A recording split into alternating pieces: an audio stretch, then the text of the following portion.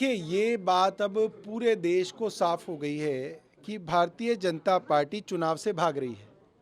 पहले मेयर और deputy mayor के इलेक्शन से भाग रहे थे। हम 2 बार सुप्रीम कोर्ट गए और सुप्रीम कोर्ट ने जब एलजी साहब को और केंद्र सरकार को फटकार लगाई तो ये चुनाव हो पाए हैं। और जैसा कि सबने देखा कि आम आदमी पार्टी का मेयर भी बन गया, आम आदमी पार्टी का डिप्टी मेयर भी बन गया।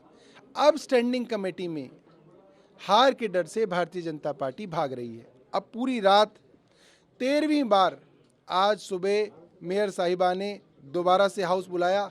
सारी रात हर 1 घंटे में हाउस को बुलाने की, वोटिंग कराने की कोशिश होती रही।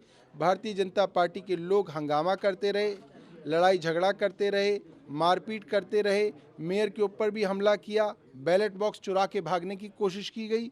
आज सुबह जब 8:30 बजे बुलाया गया तो उनके एक पार्षद हैं अमित नागपाल, उन्होंने बैलेट पेपर की जो पूरी की पूरी बुक है उस बुकलेट को फाड़ दिया और फाड़ के फेंक दिया। ये सबके सामने है, कैमरे में आया है।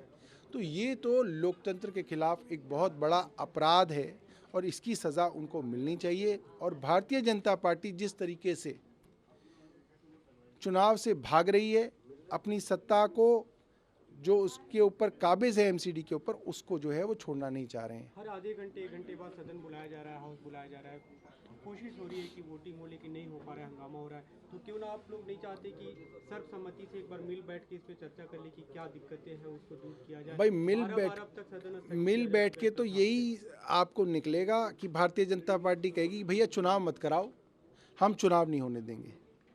आप ये सोचिए कि एक ऐसा हाउस जिसके अंदर 134 सदस्य सत्ता दल के हैं और 110 या 116 भारतीय जनता पार्टी के हैं, आप उनको कैसे मनाएं कि अगर वो मानने के लिए तैयार ही नहीं है कि चुनाव हो।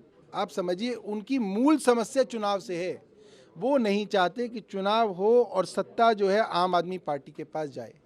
अब वो आप अगर चुनाव दोबारा शुरू भी करा लें, उनकी मान लें कि भाई चुनाव शुरू करा लेते हैं, चुनाव के अंदर 100 वोट डल गए, फिर 10 पार्षद भारतीय जनता पार्टी के खड़े हो जाएंगे, कहेंगे भाई हमें मज़ा नहीं आया, दोबारा कराओ। आप क्या करोगे? फिर दोबारा कराओगे।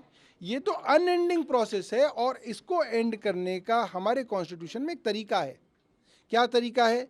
कि जो प्रिसाइडिंग ऑफिसर है, जो आज की तारीख में मेयर है, वो डिसाइड करेंगी कि क्या तरीका सही है और उस तरीके से चुनाव होंगे।